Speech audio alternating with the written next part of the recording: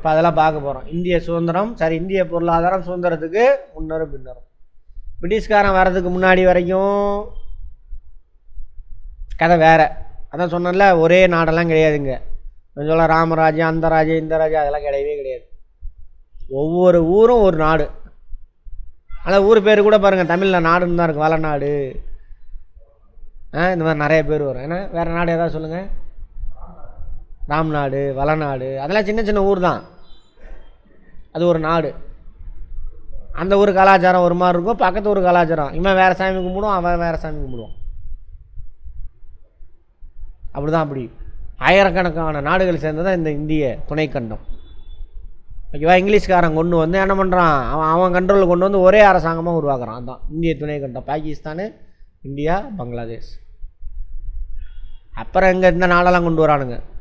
ஸ்ரீலங்கா, நேபாளம், பூட்டான், வடகிழக்கு மாநிலம் அவன் பாட்டில் சுதந்திரமாக இருந்தான்.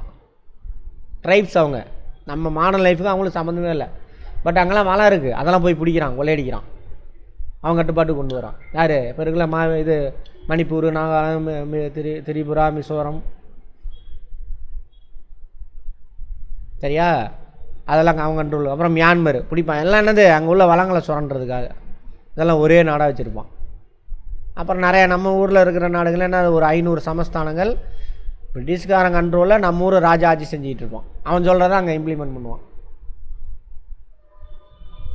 எப்போ இங்கிலீஷ்காரன் வந்ததுக்கப்புறம். அதுக்கு முன்னாடிலாம் ஒரு நாடெல்லாம் இங்கே கதையே கிடையாது.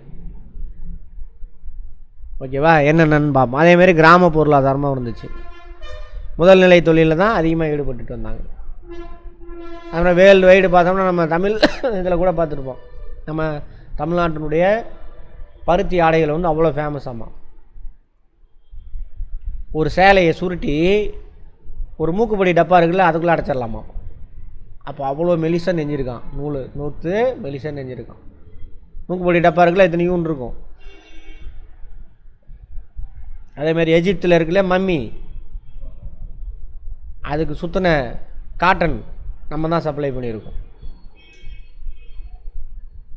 சரியா? அப்புறம் மிளகு, அதில் பதப்படுத்துறதுக்கு மிளகெல்லாம் போட்டிருக்காங்க. நம்ம இந்தியாவில் இருந்து தான் போயிருக்கு. இதெல்லாம் நிறையா.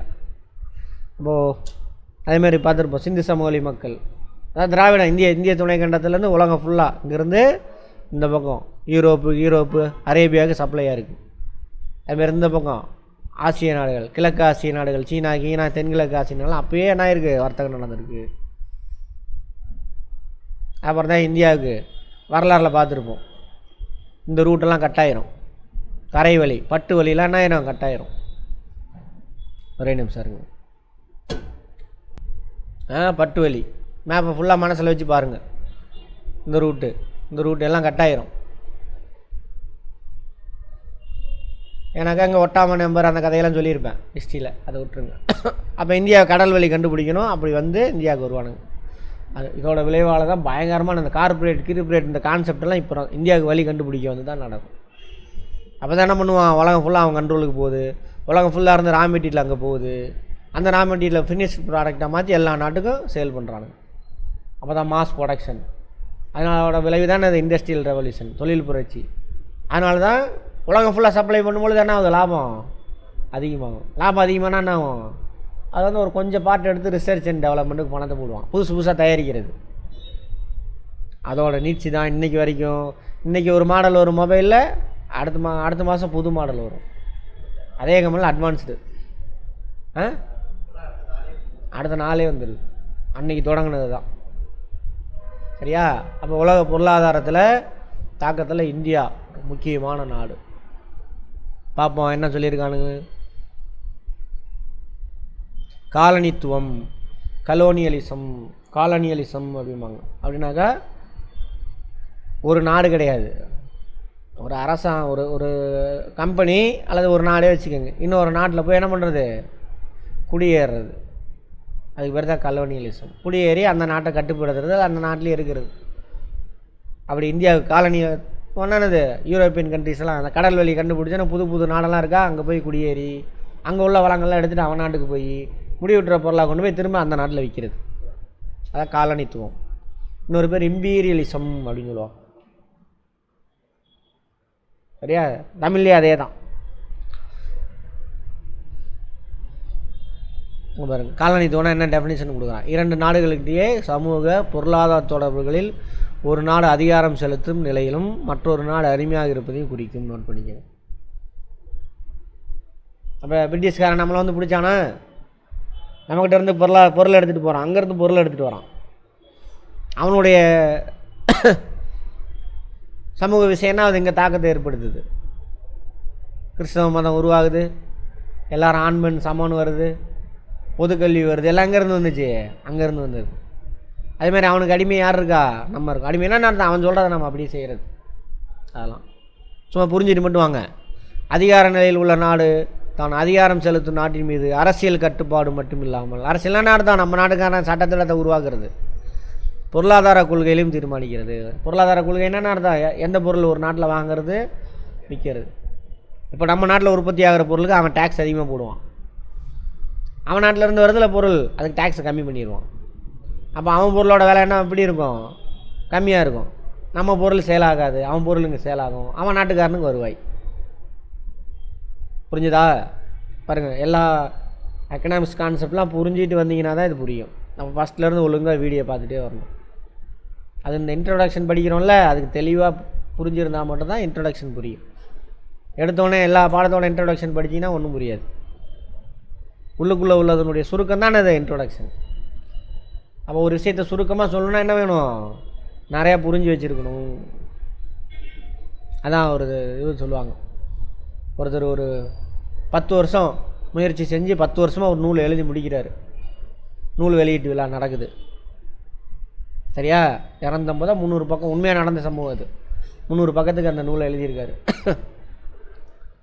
அப்போ ஒரு பெரிய அறிஞர் எழுந்திருச்சு, 10 வருஷமாக அந்த நூல் எழுதியிருக்காரு, இன்னொரு இவ்வளோ சிறப்பாக வந்திருக்கு அந்த நூல், இவ்வளோ விஷயம் பேசியிருக்காரு, இன்னொரு 5 வருஷம் கிடச்சிருந்தாக்க இன்னொரு 500 பக்கமாக எழுதியிருப்பார், நமக்கெல்லாம் நல்லா பயனுள்ளதாக இருந்திருக்குன்றார். அப்புறம் அந்த வாழ்த்து ஏற்புரை வராருல, நூல் வெளியிட்டவர், அவர் வந்து பேசுகிறார். ஐயா சொன்னார், 10 வருஷம் எழுதுனதுனால 250 300 பக்கத்துக்கு எழுதுனேன், இன்னொரு 5 வருஷம் கிடச்சிருந்தா இன்னொரு 500 பக்கமாக எழுதியிருப்பேன் அப்படின்னு. அதுதான் கிடையாது, இன்னொரு 5 வருஷம் கிடச்சிருந்தா இதே விஷயத்தை இன்னும் சுருக்கி நான் 100 பக்கத்தில் வெளியிட்டிருப்பேன் அப்படிங்கிறார். புரியுதா என்னென்னு? அப்போ சுருக்கமாக சொல்லணுன்னாக்க அந்தளவுக்கு என்ன பண்ணணும், டைம் ஸ்பெண்ட் பண்ணணும், புரிதல் வேணும், புரியறதுக்கு டைம் ஆகும். புரிஞ்சுதா? அதுக்கு நிறைய கேள்வி கேட்டுகிட்டே இருக்கணும், புரிஞ்சுட்டே வரணும். அதை பெரிய கான்செப்டை சிம்பிளாக சொல்லிட்டு போயிடுவான், பயங்கரமாக படிச்சுட்டு இருப்பானுங்க, ஒன்றுமே இருக்காது. என்னையா இருந்தாலும் இவ்வளோ சிம்பிளாக சொல்கிறான். அதான் சொன்னால அந்த இதில் கூட கவர்மெண்ட் ஸ்கூலு பிடி மாஸ்டரு அவங்க பிள்ளைகள்லாம் பிபி8 அது இதுன்னு படிக்கிறாமா. அந்த அந்த ஹாக்கியிலேருந்து போனாங்க, +1 +2 இதை படிங்கம்மா அப்படின்னா. சார் ஃபஸ்ட்டு ஒரு மார்க் இருந்தது, அப்புறம் பார்க்க பெரிய விஷயத்தை சிம்பிளாக சொல்லிட்டு போகிறாரு இவர். எப்போ நடக்காது, அந்தளவுக்கு புரிஞ்சுக்கிட்டா மட்டும்தான் சிம்பிளாக சொல்ல முடியும். நம்ம சிம்பிளாக சொல்லி கொடுத்தாக்க என்ன ஆகுது, 10வது பார்க்கலாம் நிறையா சொல்லி தரணுங்கிறானுங்களாம்மா. சிம்பிள் தான் எல்லாமே. அப்போ நிறைய பேர் பாவம் வேஸ்ட் பண்ணிட்டானுங்க. அடிமை நாட்டு மக்கள் தங்கள் நாட்டின் வளங்களை, அங்கே காலனியலிசத்தில் சொல்கிறாங்க, வளங்களை பயன்படுத்துவதிலும் முக்கிய பொருளாதார நடவடிக்கைகளை மேற்கொள்வதிலும் தன்னிச்சையான முடிவுகள் மேற்கொள்ள முடியாமல் இருப்பார்கள். நம்ம நாட்டில் என்ன நடக்குன்னு யார் முடிவு பண்ணுவான், அவன் முடிவு பண்ணுவான். அவன் பிரிட்டிஷ்காரன் பீரியடில் ஒரு சின்ன எக்ஸாம்பிள், அவுரி அப்படிம்பாங்க. அவுரினா இண்டிகோன்னு சொல்லுவாங்கள்ல, சாயம், ப்ளூ கலர் சாயம் எடுப்பாங்க, அதுக்கு ஒரு செடி. அவன் நம்ம இந்திய விவசாயிகளை வந்து வற்புறுத்துவான். என்ன வற்புறுத்துவான், இவ்வளோ ரேட்டுக்கு நீ கம்மி ரேட்டுக்கு என்ன பண்ணணும், எனக்கு இண்டிகோ பயிர் செஞ்சு தான் கொடுத்தாகணும் அப்படின்னு. கட்டாயம் அவங்க செஞ்சு தான் ஆகணும். இந்திய விவசாயிகள் போராட்டம்லாம் பார்த்துருப்போம். அது மாதிரி நம்ம என்ன பண்ணணும், என்ன தொழிலில் ஈடுபடணும் அவன் முடிவு பண்ணுவான். அவனுக்கு லாபகரமானதை வந்து என்ன பண்ணுவான், நம்ம தலையில் திணிப்பான். சரியா? அவனுக்கு லாபம் வரணும், நம்மளால் எப்படி போனாலும் சரி, நாசமாக போனாலும் சரி, கவலைப்பட மாட்டான். அதான் சொல்கிறாங்க, காலனி ஆதிக்கத்தின் கசப்பான அனுபவத்தை இந்தியா பெற்றுள்ளது. சரியா? ரைட். ஆங்கிலேயர் காலத்தில் இந்திய பொருளாதாரம், ஆங்கிலேயர் காலத்தில் தான் சொல்கிறான். ஆங்கிலேயர் எப்போ பிடிக்கிறான் இந்தியாவை, வரலாறு தெரிஞ்சிருக்கணும். வரலாறு முடிக்காதவங்க வெயிட் பண்ணுங்கள், வரலாறு பார்ப்போம். எப்போ பிடிக்கிறான் இந்திய நிலப்பகுதியை டேரெக்டா? 1864 வங்காளத்தை எப்போ பிடிப்பான்?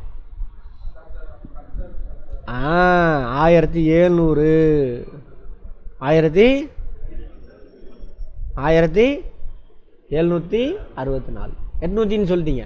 பரவாயில்ல, ஓகே, குட். அந்தளவுக்கு வந்துட்டீங்க. அப்பையிலேருந்து கொஞ்சம் கொஞ்சமாக நாட்டை பிடிச்சி ஃபுல்லாக கண்ட்ரோல் கொண்டுட்டு வருவோம். நாடு முழு நம்ம பாகிஸ்தானு பங்களாதேஷ் எல்லாம் அவன் கண்ட்ரோலில் தான் இருக்கும், முன்னாடி சொன்னது. சரியா? ரைட். அதில் 2 பாட்டு பார்ப்போம். ஈஸ்ட் இந்தியா கம்பெனியோட காலம்,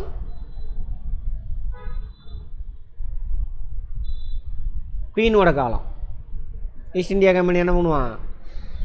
இந்தியாவில் பொருளை வாங்கி விற்கிறதுக்காக வந்தவன் தான் ஈஸ்ட் இந்தியா கம்பெனி. அவன் கண்ட்ரோலில் வச்சுருப்பான் 1764 1858 வரைக்கும். இங்கே உள்ள அரசாங்கத்தையும் அவன் தான் நடத்துவான். அப்புறம் 58க்கு அப்புறம் என்ன பண்ணுவான்? மகாராணி, இனிமேல் நீ பிஸ்னஸை மட்டும் பார்த்துக்கோ, சட்டத்திட்டத்தெல்லாம் நான் உருவாக்கி தரேன், ஆனால் உனக்கு சாதகமாக தான் உருவாக்கி தரேன், நீ கொள்ளையடிச்சிக்கலாம் அப்படின்னு பிரிட்டிஷ் மகாராணி பிடிக்குவாங்க. அது என்னது? 1858 விக்டோரியா பேரறிக்கை, முதல் சிப்பாய் கழகம். சரியா?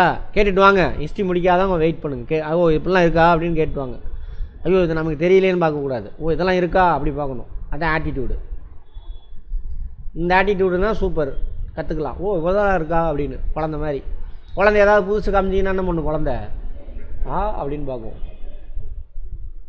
தெரியலாம் கேட்கும். ஐயோ இதெல்லாம் நமக்கு தெரியலையா அப்படின்னா என்ன அர்த்தம்? நம்ம மெச்சூர் ஆகிட்டோன்னு அர்த்தம். நமக்கு எல்லாம் தெரியும் நினச்சிக்கிட்டு இருக்கோம், அதனால் இது கூட நமக்கு தெரியலையா அப்படின்னு. அப்போ என்ன ஆயிரும்? நெகட்டிவ். ஒரே விஷயந்தான் உங்களோட ஆட்டிடியூட். ஃபஸ்ட் ஆட்டிடியூட் இருந்தால் கற்றுக்குவீங்க, 2வது ஆட்டிடியூட் இருந்தால் அவ்வளோதான், ஓடிடுவீங்க பாதியில். சரியா? ரைட். ஆங்கிலேயர் காலத்தில் இந்திய பொருளாதாரம். வாஸ்கோடகாமா கள்ளிக்கோட்டையை வந்து சேருவார். எப்போ? 1490. எந்த நாட்டுக்கார் அவர்? போர்ச்சுகீசியர். கடல் வழியில் வந்த முதல் ஐரோப்பியர் யார்? போர்ச்சுகீசியர். அதை வழி நடத்தி கூட்டிகிட்டு வந்தாலும் யார்? வாஸ்கோடகாமா. அதுக்கு முன்னாடி ஒருத்தர் வந்திருப்பார். யார்? அக்பரா? அதுக்கு அப்புறம் வருவார்ண்ணா, அதுக்கு முன்னாடி கேட்குறேன். இப்போ இருக்கா நான் வாஸ்கோடகாமாக்கு பின்னாடி வந்தார் கேட்குறேன். அல்புகருக்கு அவரை கேட்கல, அதுக்கு முன்னாடி பாதியிலே போயிடுவார். பார்த்தோலோமியா டயஸ். இந்தியாவுக்கு வரமாட்டார், இது வரைக்கும் வந்துட்டு போயிடுவார். நான் நன்னம்பிக்கை முனை நமக்கு இருக்கா? வரலாறுலாம் பார்த்துருப்போம். அவர் தான் வந்துருப்பார். அதுக்கு முன்னாடி ஒருத்தர் ட்ரை பண்ணிடுவார். அவர் எங்கே போய் சேர்ந்துருவார்? யார்? கொலம்பஸ். அப்போ தான் இதெல்லாம் கண்டுபிடிக்கிறாங்க. ஓகேவா? நமக்கு இருக்கா? வரலாறில் பார்ப்போம். ரைட். எல்லாம் ரீகால் பண்ணிக்கோங்க. பாரு, இப்போ தான் வராரு. இந்த அவர் வந்த தேதி வந்து இறங்கின இடம் இது கோழிக்கோடு. எங்கே இருக்குது? கேரளாவில். இங்கேருந்து வரும்பொழுது தானே ஃபஸ்ட்டு. அப்போ தான் கடல் வழி வாணிபம். கடல் வழின்னு தெளிவாக போட்டிருக்காம பாருங்க. கடல் வாணிகம் ஆரம்பித்தது இந்தியாவிலிருந்து ஐரோப்பாவோட. அது வரைக்கும் எந்த வாணிபம்? பாதி கடல், அதுக்கு பிறகு லேண்டு. இப்படி இதான் முதல் 100% கடல் வழி வாணிபம். கேளுங்க. ஓகேவா? போர்ச்சுகீசியர்கள் 1510 கோவாவுடன் வணிகம் செய்து வந்தனர். 1510 98க்கு வராங்க. 10 கோவா போயிடும் இடம். இங்கேருந்து இங்கே போயிடுவாங்க கோவா. அதனால தான் அதுக்கு கடைசி வரைக்கும் போர்ச்சுகீஸின் தலைமையிலானது கோவா. வரலாற்றை பார்ப்போம், கதையாக பார்த்துட்டு வாங்க.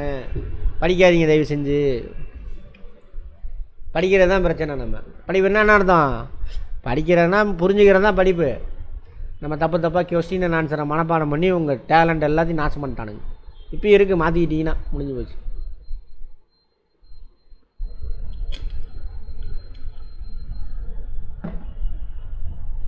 ஆயிரத்தி 1601 1600 உருவாகும் கிழக்கிந்திய கம்பெனி, ஆங்கில கிழக்கிந்திய கம்பெனி. ஆங்கில சேர்த்திக்கணும்.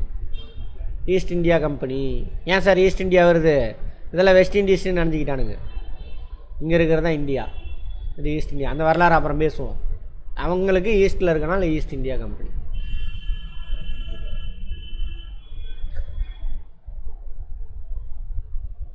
சர் தாமஸ் ரோ ஜஹாங்கீரிடமிருந்து தொழிற்சாலை அமைக்க அனுமதி பெறுவதில் வெற்றி பெற்றதுடன் இந்தியாவின் பல்வேறு பகுதிகளில் மெதுவாக ஆக்கிரமி செய்தார். வரலாறில் பார்த்துருப்பதெல்லாம் ஃபஸ்ட்டே வந்திருப்பாங்க, கொடுக்க மாட்டார், துரத்தி விட்டுருவார். அப்புறம் தான் என்ன பண்ணுறாரு சார் தாமஸ் ரோ ஜஹாங்கீர் கேட்பாங்க ஒவ்வொன்றும் கொஸ்டின். எந்த ஆண்டு இந்தியாவில் வாணிபம் செய்கிறதுக்கு ஆங்கிலேயர்கள் ஒப்புதல் பெற்றனர்? அதுக்கு முன்னாடியே வந்திருப்பாங்க, ஒப்புதல் கொடுக்க மாட்டாங்க. அதை யார் வழங்கினது? ஓகேவா, ரைட். அது யாரா? வரலாறு அட்டன் பண்ணிங்களா இல்லையா? யாருன்னு யோசிச்சு சொல்லுங்க. யார் ஜஹாங்கீர்? ஷாஜகானோட அப்பா. முகலாயர்கள் யார்? முகலாய மன்னர் ஜஹாங்கீர், ஷாஜகானோட அப்பா. ரைட். பிளாசி போருக்கு 100 ஆண்டுகளுக்கு பின் கிழக்கிந்திய கம்பெனியின் ஆட்சி இறுதியாக ஒரு முடிவுக்கு வந்தது. பிளாசி போர் எப்போ நடந்தது? 1000 பக்சார் போர் 57.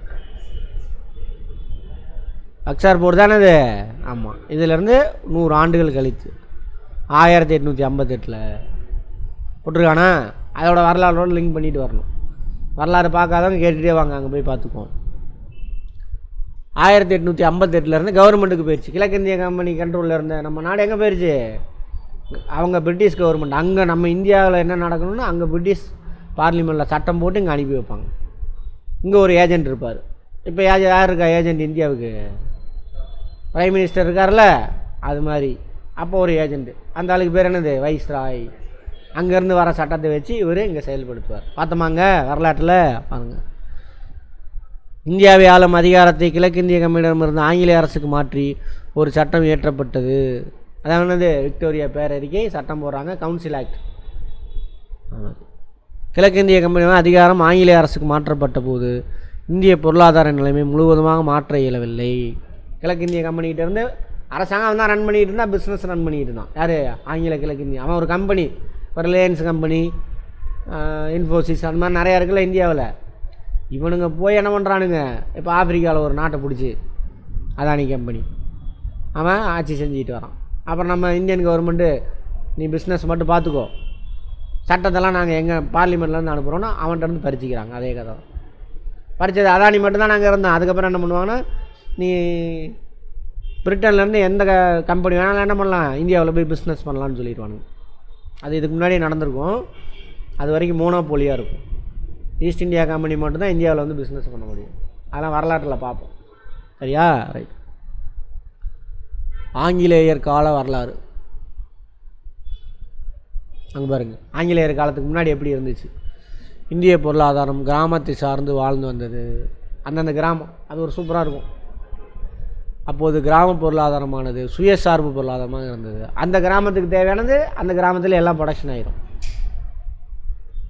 கூட்ஸாக இருக்கட்டும், சர்வீஸாக இருக்கட்டும், எல்லாம் சர்ப்ளஸ் இருந்தால் அந்த கிராமத்து தேவைக்கு போக இருந்துச்சுன்னா அங்கே ஒரு வியாபாரி உருவாவான்.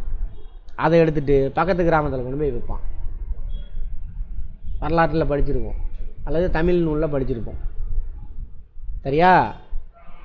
அப்புறம் அது கூட அந்த வண்டி மாட்டு வண்டியில் போய் விற்கிறது வியாபாரி கூட ஒரு பேர்லாம் பார்த்துப்போம். அப்புறம் அந்த கிராமத்தில் சேர்த்து சர்ப்ளஸாக இருக்குது, அதை வாங்கிட்டு வந்து நம்ம ஊரில் விற்பான். அவ்வளோதான்.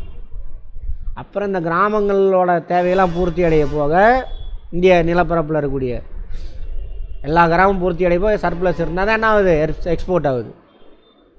இந்த பக்கம் சீனா, தென்கிழக்கு ஆசிய நாடுகள், இந்த பக்கம் மேற்காசிய நாடுகள், ஐரோப்பாவுக்கு. எது? இந்த ஏரியா, இந்த ஏரியா. அப்போ அங்கே ஏற்றுமதி ஆனால் என்ன பண்ணுவான், அங்கே உள்ள பொருள் நமக்கு கிடைக்கும். இப்படி தான் பொருளாதாரம் இருந்துச்சு. கேட்பான், இதெல்லாம் பார்த்துக்கோங்க. ஆனால் ஆங்கில ஆட்சியின் பொழுது தொழிற்சாலைகள் வளர அனுமதிக்கப்பட்டன. தொழிற்சாலைன்னா இது இரண்டாம் நிலை தொழில். ஃபஸ்ட்டு என்ன பண்ணுவானுங்கன்னா, இங்கே உள்ள ரா மெட்டீரியல்ஸை வாங்கிட்டு அவங்க நாட்டுக்கு எடுத்துகிட்டு போவான். அங்கே போய் ஃபினிஷ்டு ப்ராடக்டாக மாற்றி நம்ம ஊரில் வந்து விற்றுக்கிட்டு இருந்தான். இப்படி உலகம் ஃபுல்லாக பார்த்துக்கோங்க. ரொம்ப முக்கியம் மஞ்சரே வரலாறு. வடிவேல் சொன்ன மாதிரி அங்கே போய் விற்றுட்டு இருக்கான். துணிவோண்டு குட்டி நாடு, இவ்வளோ பெரிய நாட்டுக்கு நம்ம நாட்டை மட்டும் எடுத்துக்கங்க, மற்ற நாளெலாம் விட்டுருங்க. இவ்வளோ மக்களுக்கு தேவையான பொருளை உற்பத்தி செஞ்சு கொண்டு வரணும்னா என்ன அர்த்தம்?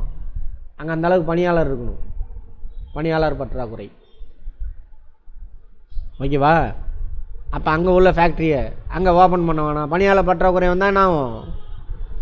லேபரர்ஸ்க்கு, பணியாளருக்கு சம்பளம் அதிகமாக கொடுக்கணும். ஏன் நம்ம அங்கே ஆரம்பிக்கணும்? நம்ம ஃபேக்ட்ரி இங்கேயே ஆரம்பிச்சுக்குவோம். எங்கே? இந்தியாவிலே ஆரம்பிச்சுக்குவோம். இங்கே தான் இவ்வளோ பேர் வேலை இல்லாமல் சுற்றிட்டு இருக்கானே. அப்போ சீப் லேபரர், கம்மி சம்பளத்தில் இங்கே என்ன பண்ணலாம்? ஃபேக்ட்ரியை ரன் பண்ணலான்னு இங்கே ஆரம்பிப்பாங்க. அதான் சொல்கிறாங்க. என்ன காரணத்தோடு சொல்கிறேன் உங்களுக்கு. அப்போ அங்கங்கே மெயினாக பார்த்தீங்கன்னு வச்சுக்கோங்க, இப்போ நெசவு தொழில் இருக்குல்ல, என்னது டெக்ஸ்டைல் இண்டஸ்ட்ரி, நூற்பாலை நெய்கிறது, இதெல்லாம் உருவாக்குறாங்க. அடுத்தது பொருளாதார அமைப்பு ரீதியான இந்த மாற்றம் இந்திய பொருளாதார நிலையை பின்தங்கிய நிலைக்கு தள்ளியது. என்ன காரணம் புரியுதா? தொழிற்சாலை உருவாக்கினா நல்லது தானே நடக்கணும். அது என்ன சார் பின்தங்கிய நிலைக்கு தள்ளுது அப்படின்னா, ஒரு ஃபேக்ட்ரி வந்துருச்சிங்க, சரியா? அங்கே நெசவாலையில் நூறுத்து துணியெல்லாம் நெஞ்சு கொண்டு போய் விற்கிறான். ஃபேக்ட்ரியில் ப்ரொடக்ஷன் பண்ணும்பொழுது என்ன ஆகும்? செலவு குறையும். மெஷின் வேறு வச்சுருக்காங்க. அப்போ காஸ்ட் ஆஃப் ப்ரொடக்ஷன் என்ன ஆகும்? அப்போ நல்ல குவாலிட்டி துணி கம்மி ரேட்டில் கிடைக்கிது, சந்தைக்கு வருது. ஒரு மீட்ரு அவன் 10 ரூபா சொல்கிறான், நம்மளால் உட்காந்து மாஞ்சி கையில் நெஞ்சு 20 ரூபாய்க்கு கொடுக்குறான். நம்ம துணி எடுத்தால் மொத்தமாக சொரன்னு இருக்குது, அவன் துணி சூப்பராக இருக்குது. அப்போ எந்த பொருள் சேல் ஆகும்? அவனுக்கு. அப்போ நம்ம நாட்டுக்கு கைத்தறி நெசவாளருக்குலாம் என்ன ஆகாது? வேலை இல்லாமல் போயிடும். அதை தான் சொல்கிறாங்க. புரிஞ்சதா? அடுத்தது அப்போ வேலை இல்லாமல் போது நம்மளாம் வேலை இல்லாத திண்டாட்டம் அதிகமாகுது. பிரச்சனைகள் அனைத்து உடல் நலம், குடியிருப்பு, குழந்தைகள், பெண்கள் நலன் மற்றும் உழைப்பாளர்கள், பொழுதுபோக்கு, குற்றங்கள், சமூக சீர்குழு ஆகியவற்றை சார்ந்ததாக இருந்தது. நம்ம தானே வேலை இல்லாத திண்டாட்டம் வந்துச்சுன்னா எல்லாமே வந்துடும். உணவு பிரச்சனை இருக்கும், உடல்நல பிரச்சனை இருக்கும். அடுத்தது குடியிருப்பு, வீடு வசதியாக இருக்காது. குழந்தைகள் கல்வி கிடைக்காது, எதுவும் கிடைக்காது. பெண்கள் நலன் சார்ந்து உணவு கிடைக்காதுல்ல, சம்பாரிச்சா தான் அவங்களுக்கு உடல் நலம் நல்லாயிருக்கும், அந்த பிரச்சனை. உழைப்பாளர் அவளுக்கு பிரச்சனை. பொழுதுபோக்கில் அவளுக்கு, அதை நம்ம பெருசாக சொல்ல வேண்டாம். அடுத்து குற்றம். வேலை வாய்ப்பு இல்லைன்னா என்ன அவங்க குற்றம் நிகழும். திருடுவான், வழிப்பறி செய்வான். அப்போ கையில் பணம் இல்லைன்னா என்ன ஆகாது? கல்யாணம் ஆகாது. கல்யாணம் ஆகலைன்னா என்ன பண்ணுவான்? இயற்கையை கொடுத்த அந்த இதுக்காக பாலியல் வன்முறை ஈடுபடுவான். எல்லாம் நடக்கும். புரிஞ்சுதா? அதெல்லாம் நடக்கும். அப்போ சமூக சீர்குலைவு நடக்கும். இந்த பிரச்சனைகள் காரணமாக ஒழுங்குற அமைக்கப்பட்ட சமூக பணிகளின் முக்கியத்துவத்துக்கான தேவை உணரப்பட்டது. அதை விட்டுருங்க, அது ரொம்ப பயங்கரமான. பிரிட்டன் நாடு இந்திய காலனி ஆதிக்கத்தின் கீழ் 200 ஆண்டுகளுக்கு மேலாக சீரழித்து வந்தது. அப்படிலாம் சொல்ல முடியாது. நிறைய நல்லது நடந்திருக்கு, நெகட்டிவ் நடந்திருக்கு. ஒரே அடியெல்லாம் 19 வேலை சொல்ல முடியாது. காலனி ஆதிக்க சிதைப்பின் அடிப்படையில் முழு காலத்தையும் வரலாற்று பொருளியல் வல்லுநர்கள் 3 கட்டங்களாக பிரிக்கிறாங்களாமா. 200 ஆண்டு 1764 அதிலிருந்து 1757 வச்சுக்கோங்க. பிளாஸ்டிக் போர் மறைமுகமாக இந்திய நிலப்பகுதி அவங்க கண்ட்ரோலுக்கு போகும். பக்சார் போரில் டைரெக்டாக கொண்டு போய் எடுத்துகிட்டு போயிடும். 1947 வரைக்கும். அப்போ டோட்டலாக எவ்வளவு? 200 ஆண்டுகள் வந்துருச்சா? அதான் சொல்கிறான் சுமார். அதனால தான் சுமார்னு சேர்த்திருப்பாங்க. அப்போ இந்த 200 ஆண்டுகள் என்ன பண்ணுறாங்க? 3 கட்டங்களாக பிரிக்கிறாமா. வணிக மூலதன காலம், தொழில் மூலதன காலம், நிதி மூலதன காலம், அப்படி 3ஆக பிரிக்கிறாங்க இந்த 200 ஆண்டை. வணிக மூலதன காலம்னா என்னது? வாங்கிறது விற்கிறது. ஃபஸ்ட்டு அவன் என்ன பண்ணுவான்? அங்கே உள்ள பொருளை வாங்கிட்டு போவான். அங்கே உள்ள பொருளை கொண்டு வந்து விற்றுட்டு நம்ம ஊரில் உள்ள பொருளை வாங்கிட்டு போவான். அதான் ஃபஸ்ட்டு பீரியட். அதுக்கப்புறம் என்ன பண்ணுறான்? அங்கே வேலை இல்லா திண்டாட்டம் எல்லாம் அங்கே சீப் லேபரர் கிடைக்கிறான். அவன் ஃபேக்ட்ரி இங்கே உருவாக்குறான். அதான் வந்து என்னது? தொழில் மூலதன காலம். அடுத்தது நிதி மூலதன காலம். கடைசியில் ஆர்பிஐ இதெல்லாம் உருவாக்குறாங்களா? ஷேர் மார்க்கெட் இதெல்லாம் கொண்டு வந்து இப்படி 3ஆக பிரிக்கிறாங்க.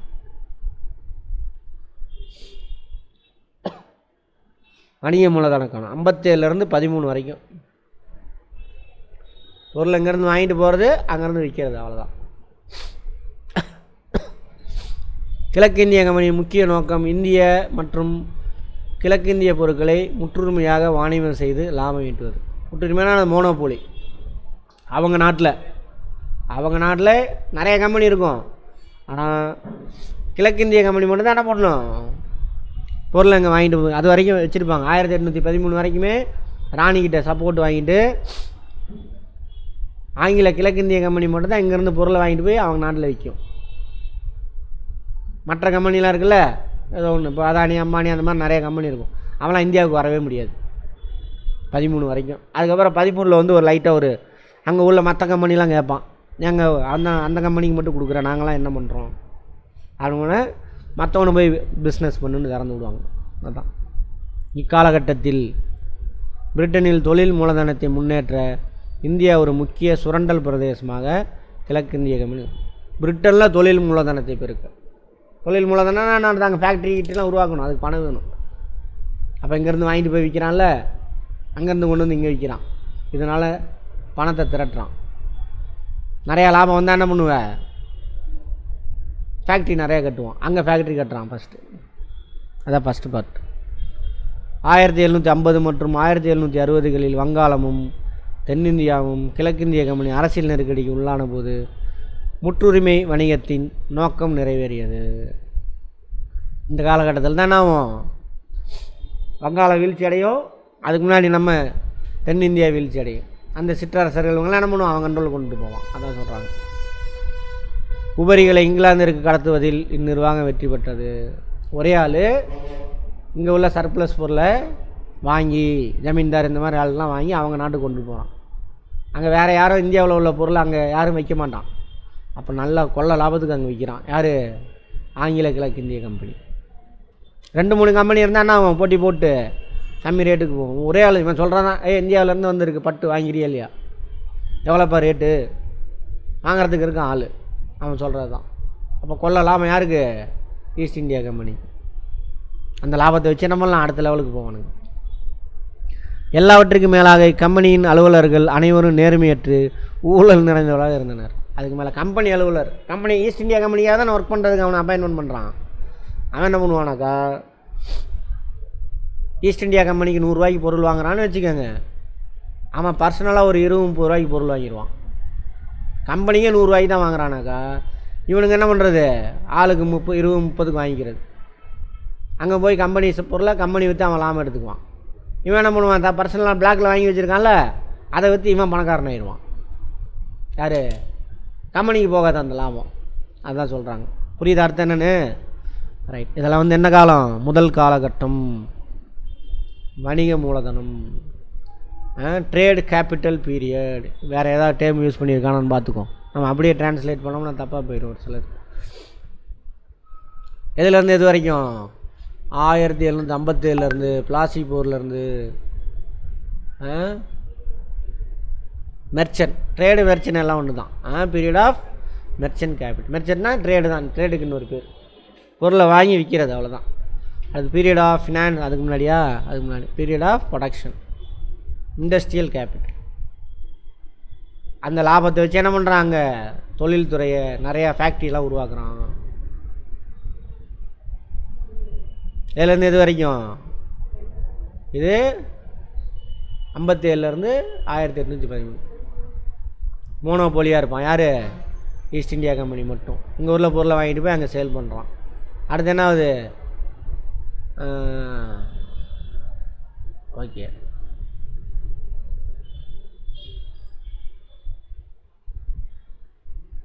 அலுவலர்கள் எல்லோரும் என்ன பண்ணுறாங்க? ஈஸ்ட் இந்தியா கம்பெனியுடைய பணியாளர்கள் எல்லாம் ஊழல் நிறைஞ்சவனாக இருக்கிறான். கம்பெனி லாபத்தோடு அவனுக்கும் பயங்கரமாக கொள்ளடிக்கிறானுங்க. அது 2வது பாட்டு. தொழில் மூலதன காலம், இண்டஸ்ட்ரியல் கேபிட்டல். கம்பெனி ஆரம்பிக்கிறது 13லேருந்து 1858. கேட்பான் இது எந்த பீரியட்னு கேட்பான், நோட் பண்ணிக்கோங்க. பிரிட்டிஷ் துணிமணிகளின் சந்தையாக இந்தியா விளங்குது. நம்ம ஊரில் அதுக்கு முன்னாடி நம்ம ஊரில் துணிமணி வாங்கிட்டு போனான். அப்புறம் அப்படியே உள்டாக மாறுது. இங்கேருந்து பஞ்சு கிஞ்சலாம் அவன் வாங்கிட்டு போய் அங்கேருந்து துணியாக நெஞ்சு நம்ம ஊரில் கொண்டு வந்து வைக்கிறான். 2வது பாட்டு. புரியுதா? அப்போ அதுக்கு என்ன பண்ணணும், அங்கே ஃபேக்ட்ரிலாம் உருவாக்குறான். அங்கே பணியாளர்கள் கிடைக்கல. ஸோ அதோ பணியாளர் இந்தியாவுக்கு தேவையான துணிமணிலாம் நெய்யறதுக்கு என்ன வேணும், பணியாளர் வேணும்ல, கை நெசவு தொழில். அப்போ போன பீரியடில் கிடைச்ச லாபம் இருக்குல்ல, அந்த லாபத்தில் என்ன பண்ணுறான், ரிசர்ச் அண்ட் டெவலப்மெண்ட்டில் போடுறான். அப்போ தான் என்ன உருவாக்குறான், ஸ்டீம் என்ஜின் உருவாக்குறான். அப்போ கரண்ட்லாம் இல்லை, நீராவி இயந்திரங்கள். நீராவி இயந்திரத்தை வச்சு என்ன பண்ணுறான், தானியங்கி இயந்திரத்தை உருவாக்குறான். ஏன்னா பணியாளர் பற்றாக்குறை.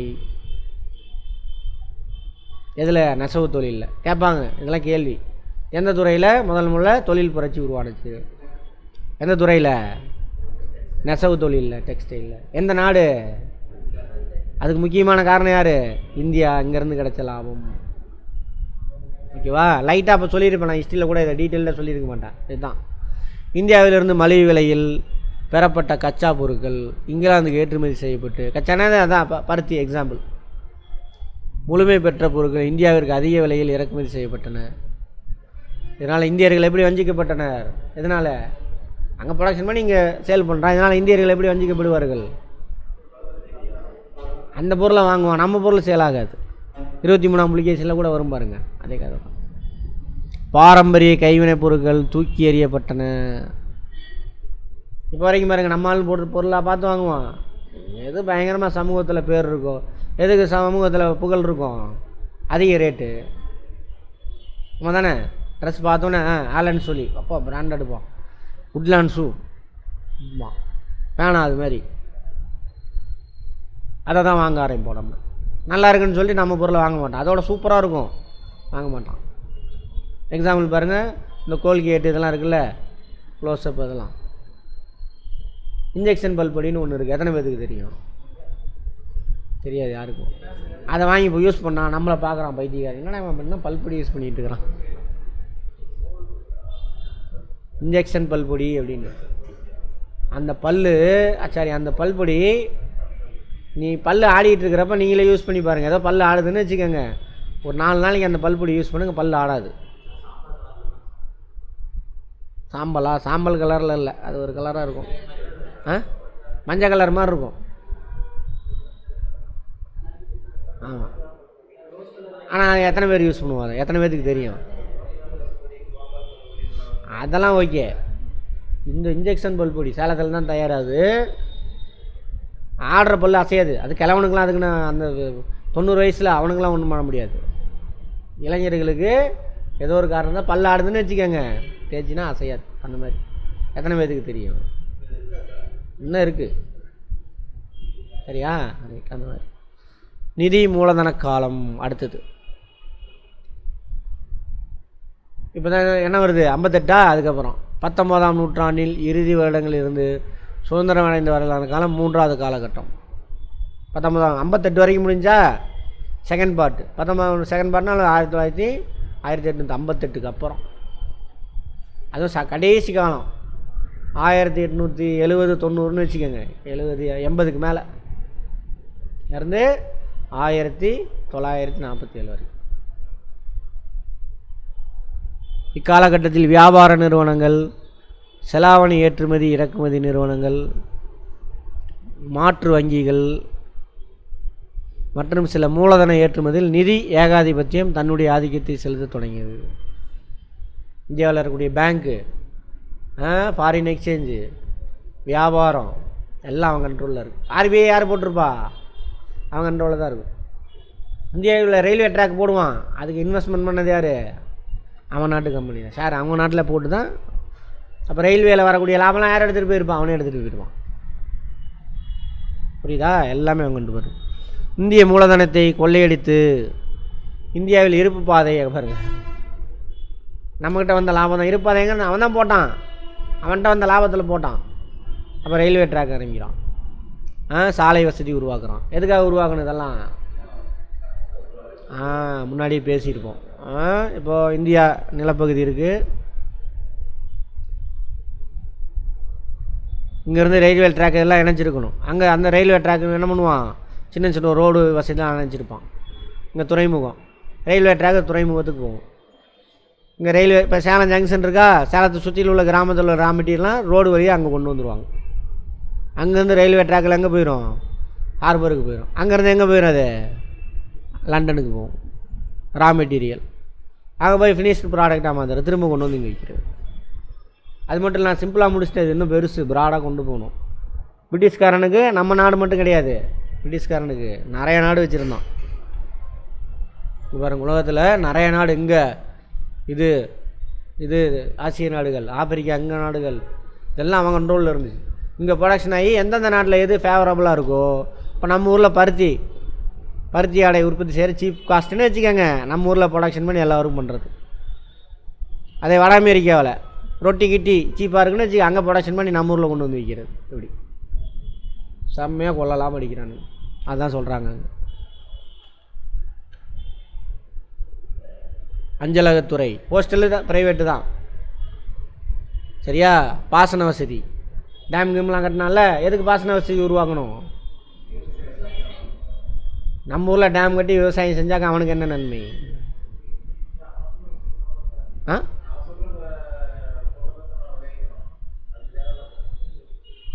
அவன் சொந்த பொருளையா?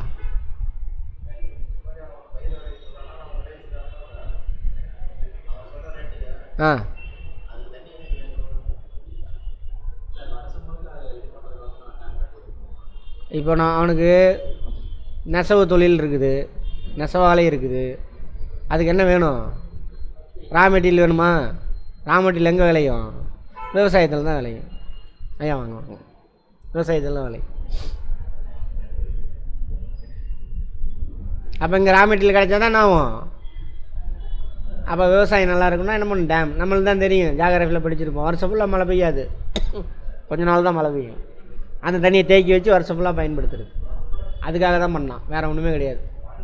சரியா? ரைட். ஆனால் யாரை கேட்டாங்க, சார் இங்கிலீஷ்காரன் இருந்தால் கூட நம்ம நாடு நல்லா முன்னேறி இருக்குமான்னு யாரை கேட்டீங்க? அப்படிலாம் சொல்ல முடியாது. ஓகேவா? அது சும்மா அண்டர்ஸ்டாண்டிங், சரியான அண்டர்ஸ்டாண்டிங் இல்லாமல் சும்மா பேப்பரில் பேசியிருப்பான் அவனாது, உடனே அதை அப்படியே பிடிச்சிக்கிட்டே வந்துடுறது. அப்புறம் அதுதான் அன்றைக்கி ஒரு தடவை மேட்டூர் போயிருந்தேன். மேட்டூர் டேம், அந்த ஊருக்காரன் ஒருத்தன் பேசுகிறான், இதெல்லாம் காமராஜர் காரில் கட்டினதுங்க, அவரெல்லாம் எல்லாம் வேறு யார் செஞ்சுருப்பாங்க. மேட்டூர் டேம் அவராக கட்டினார், விட்டு அடிச்சு விட்டு போகிறது எல்லா டேம் அவர். அது மாதிரி பிரிட்டன் ரயில்வே கட்டம், இது மாதிரி சும்மா ஒரு பொது பேச்சு இருக்கும். இதில் பேப்பரில் இப்பெல்லாம் போட்டு பாருங்கன்னா, காமராஜர் தப்பாலாம் சொல்ல, அது உண்மையை பேசுங்க, எதுக்கு தப்பாக பேசுகிறீங்க? அது மாதிரி பொதுவாக பேசி விட்டு போயிடுவான், உடனே எல்லாமே அவர் தான் அப்படின்னு நினச்சிக்கிறது. அது மாதிரி விட்டு அடிக்கிறது. பிரிட்டிஷ்காரன் இருந்தாக்கா இந்தியா சூப்பராக இருக்கும், வல்லரசாக்கியிருக்கும், இவனுக்கு வந்தால் கெடுத்துட்டானுங்க அப்படின்னு. அப்படிலாம் கிடையாது. பிரிட்டன் ரயில்வே கட்டமைப்பு கொள்கையானது கற்பனை செய்ய முடியாத பொருளாதார பயனிலா கொள்கையாகும். பொருளாதார பயனிலா கொள்கைன்றான் அவனுக்கு பயன், நமக்கு அப்படி இல்லை. இந்தியாவின் வரி செலுத்துவோர் இருப்பு பாதை நிர்மாணத்திற்கு நிதி செலுத்த கட்டாயப்படுத்தப்பட்டனர். டேக்ஸ் கட்டுறான்ல, அந்த டேக்ஸ் கட்டுறவன் என்ன பண்ணணும்? நீ இதுக்கு நிதி கொடுக்கணும். எதுக்கு? ரயில்வே ட்ராக் போடுறது. போட்டு யாருக்கு பலனு? அவன் ஈஸ்ட் இந்தியா கம்பெனி, யூரோப்பியன்ஸுக்கு, நம்ம நாட்டுக்கு இல்லைன்றாங்க.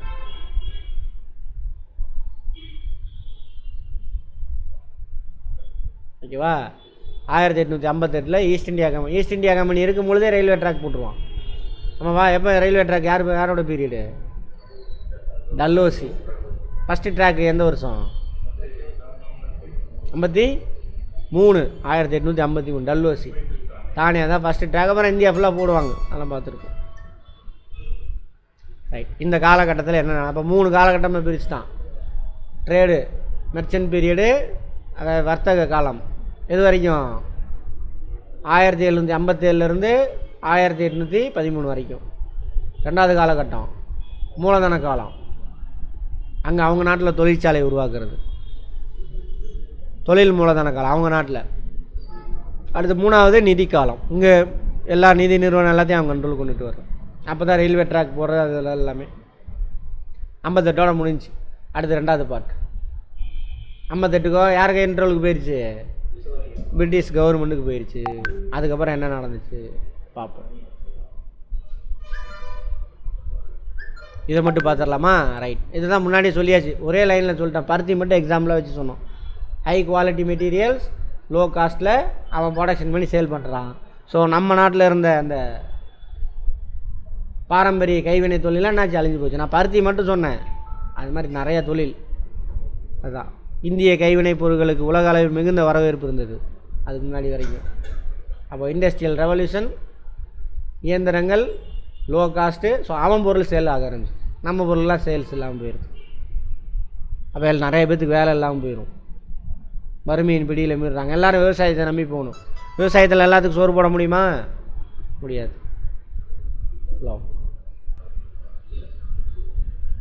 இந்திய ஏற்றுமதியில் கையால் நெய்யப்பட்ட பருத்தி, பட்டு ஆடைகள், கலிக்கோ துணி. கலிக்கோ துணி தெரியுமா? கலிக்கோன்னு சொல்லுவாங்க, தெரியாதா?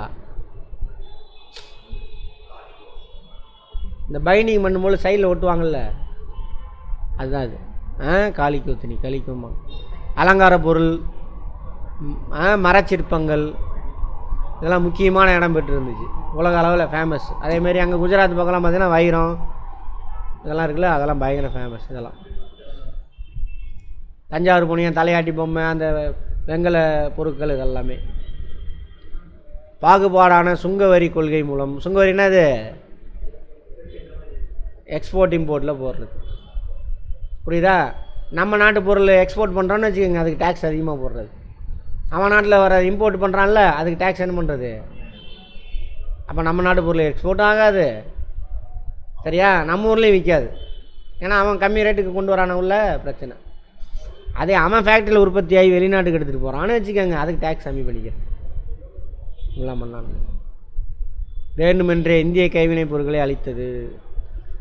நவாப் மற்றும் அரசர்கள் காலம் முடிவுக்கு வந்தவுடன், யார் சிற்றரசர்கள் இருக்காங்களே அவங்கள சொல்கிறாங்க, இந்திய கைவினைப் பொருட்கள் காப்பாற்ற எவரும் இல்லாத நிலை ஏற்பட்டது. நவாப்னா அரசர்கள். இந்திய கைவினைப் பொருட்களால் இயந்திர தயாரிப்பு பொருட்களுடன் போட்டியிட முடியவில்லை. இண்டஸ்ட்ரியல் ரெவல்யூஷன் வந்துச்சா? முடியலை. இந்தியாவில் ரயில்வே அறிமுகமான பின் பிரிட்டிஷ் பொருட்களுக்கான உள்நாட்டு சந்தை அதிகர். எல்லா இடத்துக்கும் ரயில்வே ட்ராக் போட்டால் நினச்சிட்டானா, நம்ம ஊரில் ஒன்று மூளை முடுக்கெல்லாம் கொண்டு போய் சேர்த்துட்டான். என்ன இருந்தால் நான் கொண்டு வந்து கப்பலில் வந்து இறக்கிடுறான். எல்லா இடத்துக்கு கொண்டு போனால் என்ன வேணும்? போக்குவரத்து வசதி. ரயில்வே ட்ராக்கு அதுக்காக போட்டது தான். அப்போ போட்ட ரயில்வே நிலையங்கள் தான் இது எல்லாமே.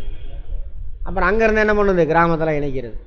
ஆனால் இந்தளவுக்கு சாலை வசதி இல்லை அப்போது தமிழ்நாட்டில். அதுக்கப்புறம் நல்லா வந்தது. இப்போ கூட பார்த்திங்கன்னா எல்பிஜி பாலிசி வந்துச்சுல, அதுக்கப்புறம் தான் 4 வழி சாலையே வந்துச்சு. கார்பரேட் இங்கே வந்து ஆரம்பிக்கிறான், ஆனால் இயந்திரங்கள்லாம் கொண்டு வந்து இறக்கி எடுத்துகிட்டு போக முடியாது. 2000 வரைக்குமே எனக்கு தெரிஞ்சு இப்போ உள்ள கிராம சாலையே சூப்பராக இருக்குது. 2 பஸ்ஸு போகலாம் அட் அ டைமில். நான்லாம் ஊரில் போயிருக்கேன், ஒரு பஸ்ஸு தான் போக முடியும் கரெக்டாக. அதுவும் ஒரு பஸ்ஸில் பின்னாடி 2 வீல் இருக்கும் பாருங்கள், 2 சக்கரம். ஒரு சக்கரம் மட்டும்தான் தார் ரோட்டில் இருக்கும், இன்னொரு சக்கரம் கீழே இருக்கும். அப்படியே போயிட்டுருக்கும். எதிரில் ஒரு பஸ் வந்தது, சைக்கிள் வந்தது. சைக்கிள்லாம் வரமாக போயிடுவான், சைக்கிள் 2 வீலர்லாம். பஸ் வந்துச்சுன்னா என்ன பண்ணும்? அவனும் ஸ்லோ பண்ணி இவனும் ஸ்லோ பண்ணி கிராஸ் ஆகிறதுக்கு 4 நிமிஷம் ஆகும். அப்படி தான் முக்கியமான சாலைகளே இருக்கும். அது இப்போ சேலத்துலேருந்து சென்னை போகுது இருக்குல்ல, மெயின் ரோடு மட்டும்தான் வேணால் என்னவாக இருக்கும்? 2 பஸ் அட் அ டைமில் போகிற மாதிரி இருக்கும். இல்லைன்னா இப்படி தான் இருக்கும். அதெல்லாம் 2000க்கு அப்புறம் அந்த எல்பிஜி பாலிசிக்காக தான், கார்பரேட்டுக்காக தான் டெவலப் பண்ணுறோம். நிறைய ப்ளஸ் இருக்குது, மைனஸ் இருக்குது. அந்த மாதிரி இதெல்லாம் உருவாக்குறானுங்க. இந்திய நில உடைமை முறைகள், இதை பற்றி நாளைக்கு பார்ப்போம். ஓகேவா?